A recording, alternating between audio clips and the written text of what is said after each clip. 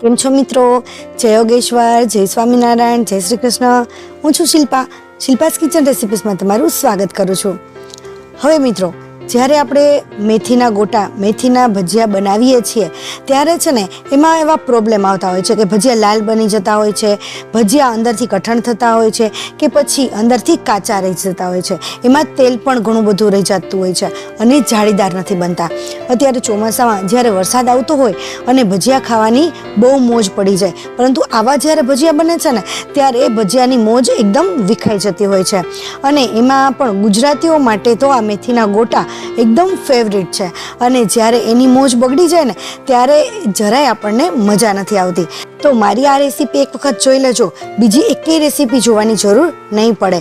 બધી જ નાની નાની ટિપ્સનું આપણે ધ્યાન રાખીશું, એનો સ્પેશિયલ મસાલો પણ બનાવીશું અને ભાજી અને લોટનું પ્રમાણ અને બીજી જરૂરી સામગ્રીનું પરફેક્ટ માપ આપણે જોઈશું. તો મિત્રો, આપણે વિડીયો શરૂ કરીએ એ પહેલાં મારે તમને એક વાત કહેવાની છે કે જો તમે ચેનલને સબસ્ક્રાઈબ ના કર્યું હોય તો ચેનલને સબસ્ક્રાઈબ કરી લેજો, કેમ કે હું આવા જ નવા વિડીયો લાવતી રહું છું. અને બાજુમાં જે બેલ આવે ને એને પણ ઓન કરી દેજો, જેથી નવા વિડીયોની નોટિફિકેશન આવે અને નવો વિડીયો તમે તરત જોઈ શકો. અને હા, વિડીયો કેવો લાગ્યો ને એ મને કમેન્ટમાં કહેજો. અને જો વિડીયો તમને થોડો પણ ઉપયોગી બને ને તો લાઇક ના કરો ને તો ચાલશે, પરંતુ બીજા સાથે શેર જરૂર કરજો, જેથી એમને પણ ઉપયોગી બની શકે. તો ચાલો બનાવવાનું શરૂ કરીએ.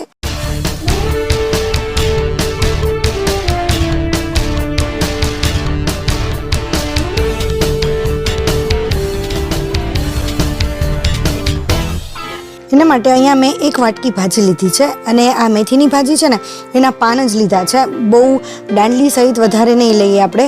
અને એને પણ મેં કટકી કરી લીધી છે, જેથી આપણે જ્યારે ભજીયા પાડીએ ને ત્યારે એકદમ પરફેક્ટ રીતે પડી શકે. હવે એ ભાજીને આપણે એક બાઉલમાં લઈ લઈએ અને આ ભાજી છે ને મેં બહુ દબાવીને નથી ભરેલી, એટલે એક વાટકી આપણે ભાજી લીધી છે અને થોડી એવી કોથમરી લીધી છે. અને અહીંયા મેં 3 થી 4 જેટલા મરચાંની આ રીતે કટકી કરી લીધી છે. તમે તમારા ટેસ્ટ પ્રમાણે મરચાં વધુ ઓછા કરી શકો. અને અહીંયા મેં મીડિયમ મરચાં લીધા છે, બહુ તીખા પણ નહીં અને મોડા પણ નહીં. હવે આપણે ભજીયાને એકદમ ટેસ્ટી અને પરફેક્ટ બનાવવા માટે એનો ખાસ મસાલો, સ્પેશિયલ મસાલો બનાવીશું. તો એના માટે 8 થી 10 તીખા એટલે કે કાળા મરી, 1 ચમચી આખા ધાણા અને અડધી ચમચી અજમો એ નાખી દઈશું અને એને એકદમ સરસ ખાંડી લઈશું. મિક્સરમાં તમે ક્રશ કરી શકો અથવા તો આ રીતે ખાંડી શકો. તો એને એકદમ સરસ ખંડાઈ ગયા છે અને આ રીતે ખાંડી લીધા. હવે તમે જોઈ શકો અહીંયા બહુ સાવ ભૂકો નથી કરી નાખ્યો, પણ આ રીતે અધકચરો રાખેલો છે. તો આ રીતે અધકચરો હશે ને તો વધારે મજા આવશે. ધાણા એકદમ સરસ અધકચરા એટલે કે ક્રશ થઈ જવા જોઈએ. 2 અડધા જો ભાગ થશે ને ધાણાના તો એ ચાવવામાં આવશે ને એ પણ નહીં મજા આવે. તો આ રીતે એકદમ સરસ બધા મસાલા અધકચરા કરી લેવાના. હવે મેથી, કોથમરી અને મરચાં અને ત્યાર પછી એની અંદર અડધી ચમચી જેટલું છીણેલું આદું નાખી દઈશું. બીજા બધા મસાલા પણ કરી લઈએ. થોડી એવી હિંગ નાખી દઈએ અને આ જે આપણો ખાંડેલો અધકચરો તૈયાર કરેલો મસાલો હતો ને એ આપણે નાખીશું. એ આપણે 2 ચમચી નાખીશું, એનાથી ભજીયાનો ટેસ્ટ બહુ જ સરસ આવશે. અને ત્યાર પછી ધાણા જીરું પાવડર નાખીશું, એ પણ આપણે 1.5 થી 2 ચમચી નાખીશું.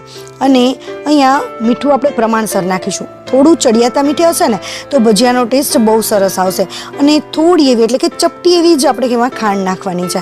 અને આ બધા મસાલાને પહેલાં તો ભાજી અને જે કોથમીર ને બધું નાખેલું છે એમાં જ સરસ રીતે મસાલાને મિક્સ કરી લઈશું, એટલે એક જગ્યાએ કે મસાલા ભેગા ન થઈ જાય. એટલે આ બધા મસાલા ભેગા થઈ ગયા છે અને ત્યાર પછી એની અંદર આપણે લોટ નાખીશું. તો હવે લોટનું પ્રમાણ કેટલું રાખીશું કે જેથી ભજીયા પરફેક્ટ બની શકે. જો લોટનું અને મેથીનું પ્રમાણ પરફેક્ટ હશે ને તો એ ભજીયા એકદમ સોફ્ટ બનશે અને એકદમ જાળીદાર બનશે. આપણે જેટલી ભાજી લીધી હોય એટલે કે આપણે 1 વાટકી ભાજી લીધી છે તો સામે 2 વાટકી જેટલો આપણે ચણાનો લોટ એની અંદર એડ કરીશું. અને આ લોટને ખાસ કરીને ચાળવો ખૂબ જ જરૂરી છે, જેથી એમાં લમ્સ ન રહે, એકદમ સરસ રીતે છૂટો થઈ જાય અને એમાંથી એર બબલ્સ ભરાવાથી એની અંદર જે એર આવે છે એનાથી ભજીયા ફૂલાવામાં હેલ્પફુલ થાય છે. અને એની અંદર જરાય કણકી નહીં રહે તો અંદર જે ઘણી વખત ભજીયા કઠણ થતા હોય છે ને તો એ ભજીયા કઠણ પણ નહીં થાય. તો આ રીતે ચાળી લીધો છે એકદમ સરસ લોટ.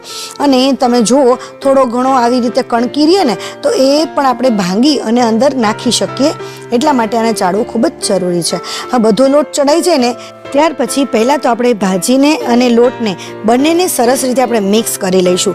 આ મિક્સ કરવાનું કારણ એટલે છે કે જો પહેલાં જ પાણી નાખીને આપણે બેટર બનાવવા માંડીશું ને તો ઘણી વખત બેટર ઢીલું થઈ જતું હોય છે, કારણ કે મેથીની અંદર પણ પાણી રહેલું છે, એટલા માટે એ બેટર ઢીલું થઈ જાય છે ઘણી વખત. એટલા માટે આપણે મેથી અને ચણાના લોટને પહેલાં મિક્સ કરી લેવાનો એકદમ સરસ, અને પછી જ ધીમે ધીમે પાણી નાખતું જવાનું, અને આ રીતે હળવા હાથે, બહુ મસળવાનું નહીં પણ બહુ આમ હળવા હાથે 5 આંગળીથી આપણે મિક્સ કરતું જવાનું છે, અને એને પાણી નાખતા જવાનું અને બેટર તૈયાર કરતું જવાનું. આ રીતે કરવાનું છે.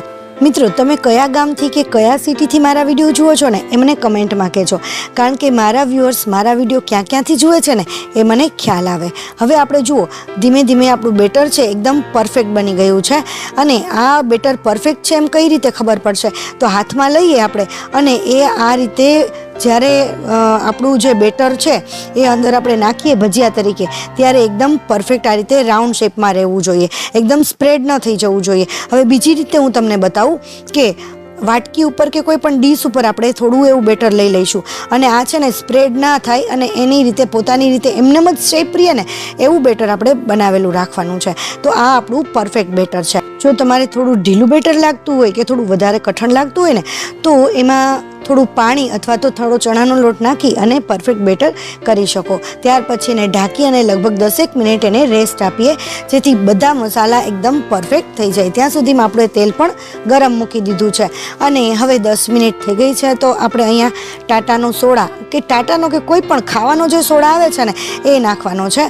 જો અહીંયા ખાવાનો સોડા આપણે કેટલો લેવો ને એ પરફેક્ટ માપ ખૂબ જરૂરી છે. તો અહીંયા મેં 1/4 ટીસ્પૂન લીધી છે, અને એને બહુ ઉભરાય ને એવી રીતે નહીં, એ સમથળ થાય ને એટલું એ સોડા લીધો છે. બહુ વધારે નહીં નાખવાનો, નહીંતર ભજીયા છે એ લાલ થઈ જાય છે.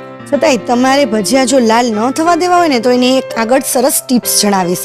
તો પહેલાં તો આપણે જોઈ લઈએ કે સોડા એકદમ ફટાફટ એક્ટિવ થઈ જાય અને ટેસ્ટમાં પણ સરસ લાગે. એના માટે આપણે પહેલાં લીંબુ નહોતું નાખેલું, તો સોડા ઉપર 1.5 ચમચી જેટલું આપણે લીંબુ નાખી દઈશું, અને જે આપણે તેલ ગરમ મૂકેલું હતું ને એ ગરમ તેલમાંથી 1 ચમચો તેલ લઈ લઈશું, અને એ આપણે બેટરની અંદર નાખી દઈશું. એટલે એ ભજીયા છે એ જાળીદાર થશે. અને બીજું કે જ્યારે આપણે બેટરને આ રીતે હલાવીએ ને ત્યારે એ વન સાઈડ જ હલાવવાનું છે, જેથી અંદર એકદમ સરસ ફૂલાય અને અંદર બબલ્સ થશે, એર ભરાશે, જેથી આપણા ભજીયા ફૂલાઈને દડા જેવા બનશે. હવે આપણું બેટર તૈયાર થઈ ગયું છે, અને ચેક કરી લઈએ કે તેલ ગરમ થઈ ગયું છે કે નહીં. તો અહીંયા ગરમ થયું છે પ્રોપર કે નહીં એ ચેક કરવા માટે થોડું એવું આપણે બેટર એની અંદર નાખીશું, અને જુઓ ધીમે ધીમે ઉપર આવે છે. તો આ રીતે આપણું બેટર ઉપર ધીમે ધીમે આવે ને એટલે આપણું તેલ પરફેક્ટ ગરમ છે. જો તેલ વધુ પડતું ગરમ થઈ જશે ને તો પણ ભજીયા અંદરથી કાચા રહી જશે અને કઠણ બનશે. તો તેલ પણ પ્રોપર ગરમ હોવું ખૂબ જ જરૂરી છે. હવે મિત્રો, જો તમને હાથેથી ભજીયા આ રીતે નાખતા ન ફાવતા હોય ને તો એ હું કહું છું, કારણ કે આગળના વિડીયોમાં પણ મને ઘણાની કમેન્ટ હતી કે મેડમ તમારા મેં જે વિડીયો જોયો અને મને ભજીયા નહોતા નાખતા ફાવતા, તો મને ભજીયા નાખતા પણ ફાવી ગયા છે. તો એ કઈ રીતે કરીશું? તો કે 2 આંગળી જે છે એ વચલી 2 આંગળીની ઉપર રાખીશું અને અંગૂઠાથી આપણા બેટરને ધક્કો મારીશું, એટલે આપણું બેટર છે એ અંદર ધીમેકથી પડશે અને પરફેક્ટ રીતે આપણા ભજીયા એકદમ સરસ રીતે પડશે.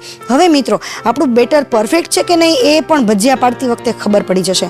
કઈ રીતે? કે જ્યારે ભજીયા પાડીએ છીએ ને ત્યારે એમાં મમરી ઓછી પડે છે. જો બેટર ઢીલું હશે ને તો એમાં મમરી વધારે પડશે. એટલે જો મમરી વધારે પડતી હોય ને તમારે તો થોડું એવો ચણાનો લોટ અંદર નાખી દેવો, એટલે આપણું બેટર પરફેક્ટ થશે અને મમરી ઓછી પડશે. અને હવે તમે જોઈ શકો છો કે અહીંયા મેં ગેસની ફ્લેમ છે ને એ મીડિયમ રાખી છે. તો આપણે જ્યારે ભજીયા અંદર નાખીએ ને ત્યારે ગેસની ફ્લેમ ફૂલ રાખવાની, કારણ કે આપણે ભજીયાનું બેટર જ્યારે નાખીએ છીએ ને ત્યારે એ ઠંડુ હોય છે, અને એ ભજીયા તેલમાં પડવાથી તેલ પાછું પડી જતું હોય છે, એટલે કે તેલની જે ગરમાહટ હોય ને એ ઓછી થઈ જતી હોય છે.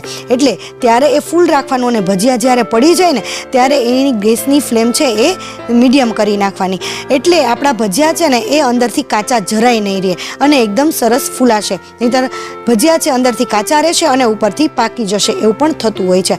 હવે બીજી પણ એક સરસ ટિપ્સ બતાવું છું હું તમને, કે જ્યારે ભજીયા એકદમ ઘણાને શું હોય કે ઉપરથી એકદમ કડક ભાવતા હોય અને અંદરથી છે એ સોફ્ટ જોઈતા હોય, તો એવી રીતે જો કરવા હોય ને તો ભજીયાને એક વખત 80% જેટલા તળી અને એકદમ સરસ તેલ ગરમ થઈ જાય ને ત્યારે ભજીયાને ફરીથી તેલની અંદર નાખવાના અને લગભગ 10 થી 12 સેકન્ડ કે 15 સેકન્ડ જેટલા જ ભજીયાને આ રીતે તેલમાં ફેરવવાના અને પછી તરત જ કાઢી લેવાના, એટલે કે જે ઉપરનું પડ છે ને એકદમ ક્રિસ્પી થઈ જશે. અને મિત્રો જો તમારે ભજીયા લાલ થવા જ ન દેવા હોય ને તો ભજીયામાં ક્યારેય પણ હળદર નહીં નાખવાની. હળદર અને સોડા જ્યારે એનું કોમ્બિનેશન થાય છે ને ત્યારે એ લાલ કલરમાં કન્વર્ટ થઈ જાય છે.